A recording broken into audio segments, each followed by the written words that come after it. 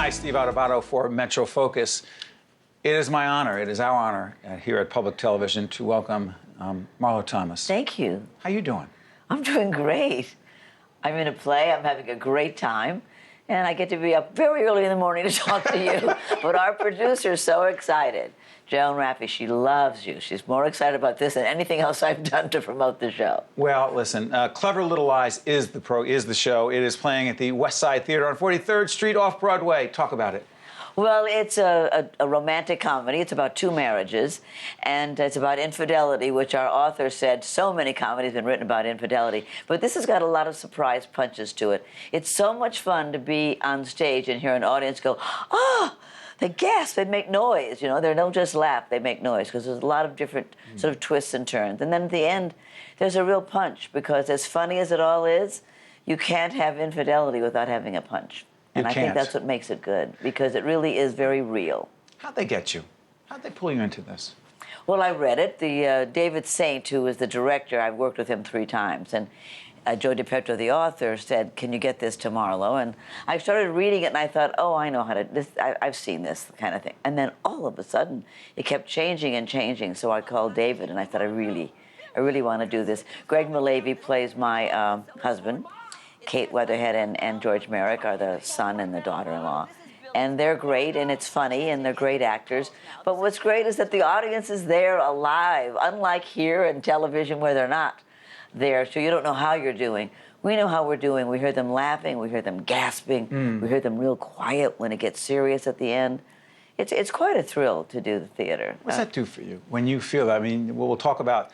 It's inspiring. We'll talk about that other show you did a few years ago. 40 years ago. Oh, come on. Was it that many? Yes. Doesn't seem like You've that. got to get over it, Steve. No, hold on. It's not just me.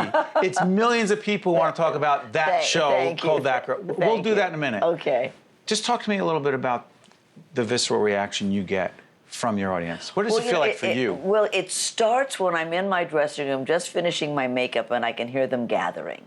And you hear this noise of the people coming in, and and it gets louder and louder, and you think, oh boy, they're here to have a good time, and we have this little contract we're going to make in the dark. We're going to tell the story, and they're going to listen to the story. That's very exciting to me, and I'm the daughter of a storyteller. You know, my father was a nightclub comedian, so I'm very much into the storytelling of this. We'll do. Can we talk about Danny Thomas in a second? Because the St. Jude work is so important. But the story in this play about a marriage and the challenges of marriage, since 1980, you've been married to... Phil Donahue. That guy. How was this for you to do this play, and how much do the two of you talk about this play? Well, he's seen it 100 times, so there's not much left to talk about.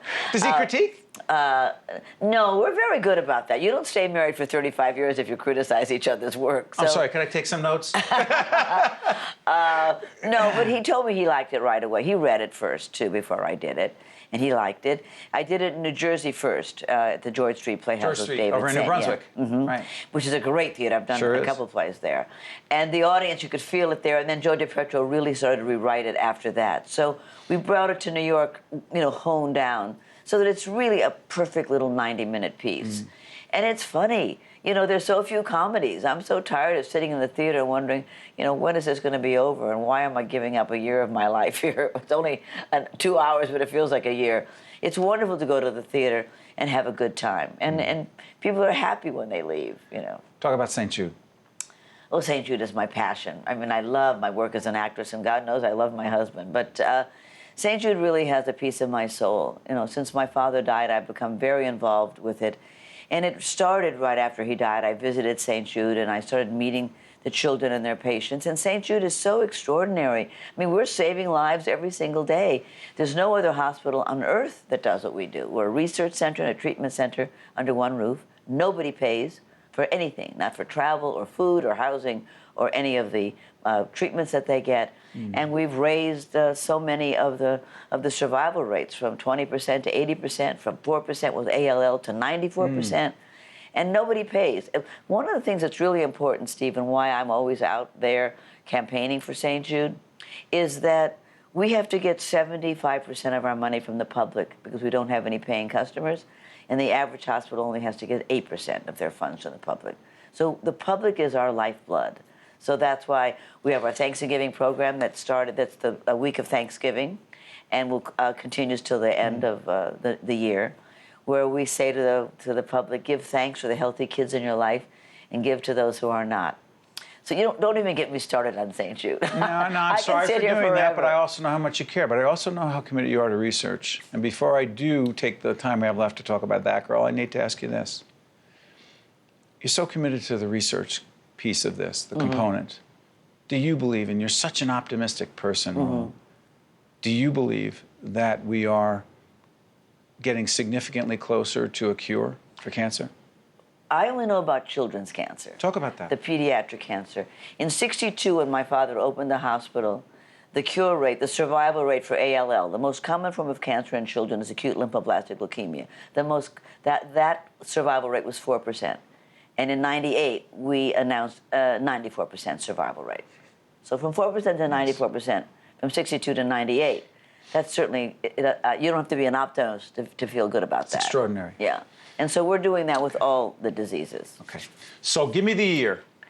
What? Give me the year that, did they come to you with a script? Do you develop the script? With that girl? Yes. Well, trying to make it short, I did another pilot for ABC called Two's Company. And, Two's Company? Yeah, right. We were just one off. Just one.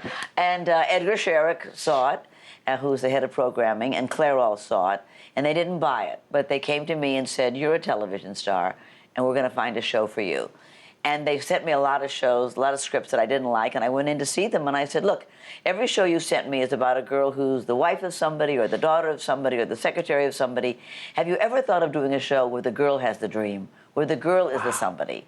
And I gave them a copy of Feminine Mystique, and I said, this is where the world is headed. And so they said, do you think anybody would watch a show like that? And I said, I think they would. And so they took a chance on it. And there it was. Anne-Marie. Anne-Marie. Whereas we're looking, oh my God, I'm looking at that. It's bringing me and millions of others back right now. It was a wonderful part. It was wonderfully written, and we had a ball. And Teddy Bessel, who played my boyfriend, Donald Hollinger, he's no longer with us, but what a darling, darling man he was, and what a great co-star. You know, when you have somebody that you really have a great chemistry with, and Teddy and I had it, I want you to come see Clever Little Lies, because Greg Malavia and I have that same chemistry. Really? Yeah, people really do believe that it's a long marriage, that we've been together a long time. In fact, at the end of the show, he may or may not stay with me. And many women who've seen us said, oh, he's going to stay. He loves you. And I said to Greg, you've done that. That's not in the script. You've created this man, the look on his face, the way he touches her, that they believe that you love her. And that's not easy to do. I see a lot of plays and movies where I don't believe it at all that these people are together. You know, you are, I'm not telling you anything you don't know, you're such a deep thinker. You're so philosophical in the way you look at these things, and you're a social activist. Thank you. And the way you're describing that girl, and hey, listen, you told the other powers that be, I believe that there is a place for this role, and why not let the woman play this role? And you changed society's view of things, but free to be. Talk about that in the time we have left. Go ahead. Oh, well, thank you. Well, Free to Be was created for my niece. I was reading to my little niece, Dion, who's now 42 years old and is married and is a producer at Disney and has 2 little boys.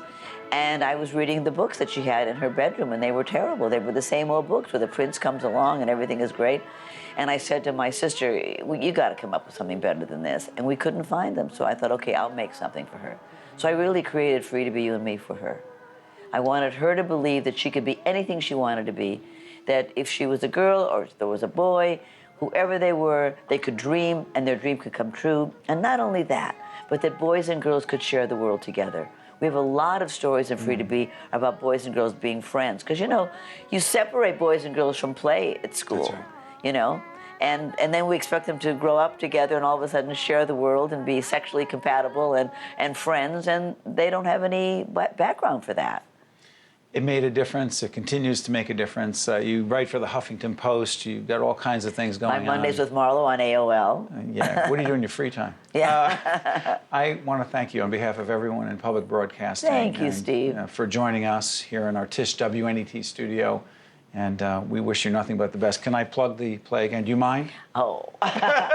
Oh, be my guest. Yes, it's called Clever Little Lies. And it's at the... West Side Theater on 43rd Street. West 43rd Street. You'll love it. It's truly, truly a good play and very funny. I encourage everyone to go see it, and Yes. I'll be seeing it with my wife. And I thank you so much, Marlo. Thank you for having me.